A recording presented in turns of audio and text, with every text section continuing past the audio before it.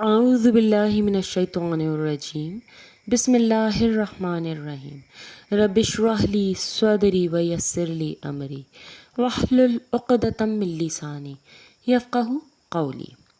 السلام علیکم۔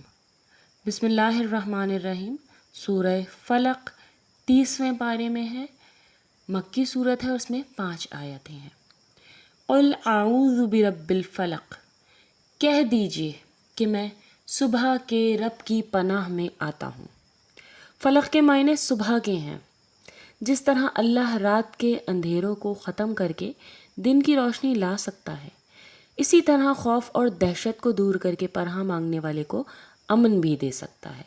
یہ صبح کی اہمیت ہے جس سے اللہ نے اپنے آپ کو صبح کا رب کہا ہے۔ من شر ما خلق، ہر اس چیز کے شر سے جو اس نے پیدا فرمائی ہے، یعنی کہ اللہ تعالیٰ نے عام ہے، اس میں شیطان، اس میں جہنم، ہر وہ چیز جس سے انسان کو نقصان پہنچ سکتا ہے، ہر اس چیز سے پناہ طلب کی گئی ہے۔ وَمِن شَرِّ غَاسِقٍ إِذَا وَقَبَ، اور اندھیری رات کی تاریکی کے شر سے جب اس کا اندھیرا پھیل جائے۔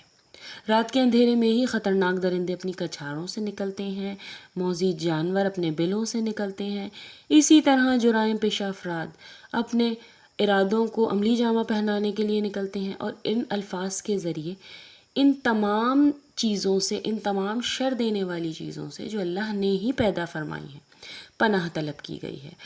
قاسق کا مطلب رات، اور وقب کا مطلب جب اس کا اندھیرا چھا جائے۔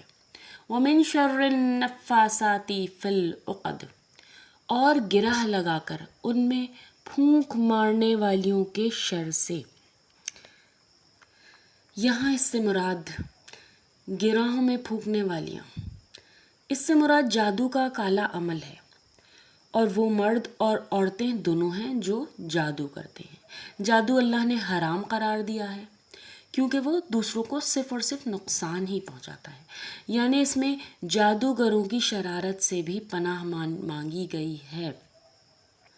وَمِن شَرِّ حَاسِدٍ إِذَا حَسَدَ، اور حسد کرنے والے کی برائی سے بھی جب وہ حسد کرے۔ یعنی حسد یہ ہے کہ حاسد اور یہ آرزو کرتا ہے کہ جس سے وہ حسد کر رہا ہے اس کی نعمتوں کو اللہ ختم کر دے، یا وہ دل میں یہ خواہش رکھتا ہے کہ مجھے نہیں ملی تو اسے بھی کیوں مل رہی ہیں۔ تو چنانچہ ایسے حاسد کی حسد سے بھی پناہ مانگی گئی ہے اور پناہ طلب کی گئی ہے، کیونکہ حسد بھی ایک نہایت بری اخلاقی برائی ہے جو نیکیوں کو کھا جاتی ہے۔ صدق اللہ العظیم۔ ربنا تقبل